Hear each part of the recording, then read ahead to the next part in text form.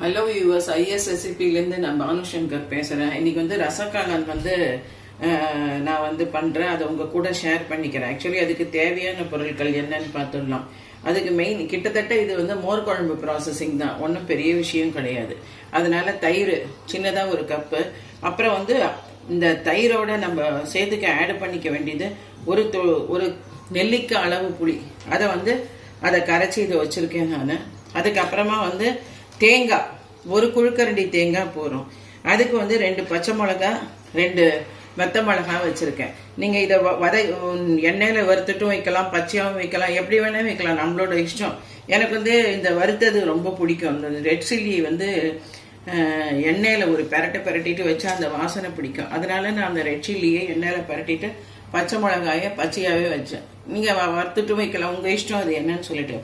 அப்புறம் இதுக்கு காய் என்ன வேணால் போடலாம். காய் போட்டோம்னா இதில் வந்து முருங்கைக்காய் கொஞ்சம் மஸ்டாக இருந்ததுன்னா அந்த ஃப்ளேவர் ரொம்ப நல்லா இருக்குது. இந்த பாருங்க, நான் இன்னைக்கு போட்டிருக்கிறது வந்து முருங்கைக்காய், கேரட்டு, குடமிளகாய் இதெல்லாம் போட்டிருக்கேன். போட்டுட்டு இந்த மிக்சியில் வந்து கொஞ்சம் ஒரு குழுக்கரண்டி தேங்காய், இந்த 2 மிளகா, 2 பச்சை மிளகா, 2 சேப்பு மிளகா, துளியோண்டு ஜீரா பொடி, கண்டும் காணாதையுமா வச்சா போகிறோம். ஏன்னா இதுக்கெல்லாம் சின்ன ஸ்பூன் தான் போட்டிருப்பேன். அதே போல் ஒரு ஐஸ்கிரீம் ஸ்பூன் தான் அரிசி மாவில் போட்டிருக்கேன். அரிசி மாவு அது வந்து சேர்றதுக்காக திக்கனிங்காக வேண்டியிருக்கு. அதுக்கப்புறமா கல் உப்பு. இந்த கல் உப்பையும் வந்து நான் மிக்சியில் போட்டு அரைச்சிடுவேன். ஏன்னு கேட்டால் நல்லா ஃபைனாக மசியும். அதனால மிக்சியில் போட்டு அதை அரைச்சிடுவேன். கல் உப்பையும் எவ்வளோ உப்பு தேவையோ, இல்லை அரை உப்பு போட்டு அரைச்சிட்டா கூட அதுக்கப்புறமா நம்ம வேணுங்கிறது போட்டுக்கலாம். இப்போ என்ன பண்ணோம் அப்படின்னாக்கா, நம்ம இழுப்ப சட்டியில் வந்து இந்த புளிக்கரைசலை இழுப்ப சட்டியில கொட்டிக்கணும்.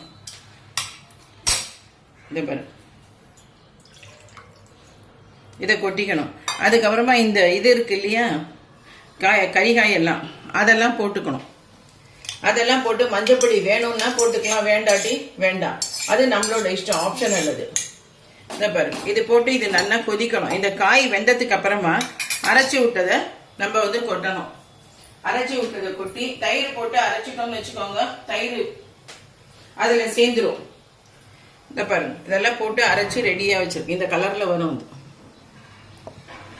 இது முதல்ல நல்லா கொதிக்கணும். இது கொதிச்சதுக்கு அப்புறமா தான் அதை ஊற்றணும். இது நல்லா கொதிச்சு காயெல்லாம் வெந்ததுக்கு அப்புறமா இதை தூக்கி ஊத்திட்டு, ஆனா ஒரு 2-3 கொதி விடணும்.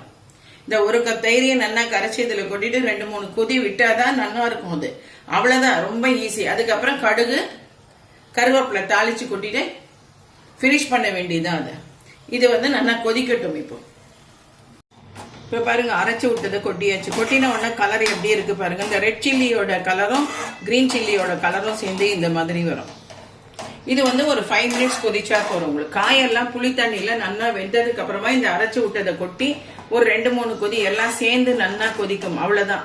அதுக்கப்புறம் நம்ம வந்து பவுல்ல மாத்திடலாம். ஆக்சுவலி இதுல வந்து புளி தண்ணி நம்ம விடுறதுனால தயிர் ரொம்ப புளிக்கணுங்கிற அவசியம் கிடையாது. இல்லைன்னா ரொம்ப புளிச்சிடும் குழம்பு உங்களுக்கு. இப்ப சாதாரணமா மோர் குழம்பு வந்து நம்ம மோரை புளிச்சா மோர் குழம்பு வைக்கிறோம் அப்படின்னு சொல்றோம். ஒரு சிறு புளிப்பு இருந்தா தான் நல்லா இருக்கும். அதுக்காக ரொம்ப ஓவரா புளிச்சாலும் அது நல்லா இருக்கு. அதனால புளி தண்ணி விடுறதுனால தயிர் வந்து ரொம்ப புளிக்காம பாத்துக்கோங்க. இல்லையா, தயிர் ரொம்ப புளிச்சதுன்னா ரொம்ப என்ன சொல்வா, ரொம்ப தண்ணியா புளி தண்ணி விட்டா போறோம் உங்களுக்கு. அது நீங்க பாத்துக்கோங்க, உங்களுக்கு எப்படி இருக்கும், எந்த அளவுக்கு வேணும் அப்படின்ட்டு. இது வந்து நல்லா ஒரு 5 மினிட்ஸ் கொதிக்கணும். கொதிச்சாச்சுன்னா நம்ம எடுத்து பவுல்ல மாத்திக்கலாம். இப்ப பாருங்க, இந்த ரசக்காளான் வந்து கம்ப்ளீட் ஆயிடுது, ஃபுல் ஆயிடுது. இது வந்து முடிச்சுட்டு இந்த பவுல்ல மாத்தியாச்சு, தாளிச்சு கொட்டியாச்சு. இதோட கன்சிஸ்டன்சி இப்படிதான் இருக்கும். நல்லா இருக்கு பாருங்க. இது வந்து இது மோர் குழம்பு மாதிரி தான் இருக்கும். அரிசி உப்புமாக்கு ரொம்ப நல்லா இருக்கும். இது ஈவன் சப்பாத்திக்கு கூட ரொம்ப நல்லா இருக்கும். இது அதனால நீங்களும் ட்ரை பண்ணி பாருங்க. இதுல மோர் குழம்பு மாதிரி தான் கிட்டத்தட்ட இது. ஏன்னா ஒன்று துளி வந்து புளி ஆட் பண்ணியிருக்கோம். இப்போ காய் வந்து கொஞ்சம் கூட போட்டிருக்கோம். நம்ம ஒரு 2-3 கஷ்ணம் கூட போட்டானாக்கா, 2-3 வெரைட்டி கஷ்ணம் கூட போட்டானாக்கா அது ஒரு டேஸ்ட் கொடுக்குறது. அதனால நீங்களும் இதை ட்ரை பண்ணி பாருங்க. ட்ரை பண்ணி பார்த்துட்டு ஆஸ் யூஷுவல் ஃபீட்பேக் கொடுங்க. கூடிய சீக்கிரம் இன்னொரு ரெசிபியோட உங்களை வந்து பார்க்குறேன். சப்ஸ்கிரைப் பண்ணுங்க, மறக்காம சப்ஸ்கிரைப் பண்ணுங்க. அதுவரை உங்களிடமிருந்து விடைபெறுவது ஐஎஸ்எஸ்பி பானுசங்கர். By by.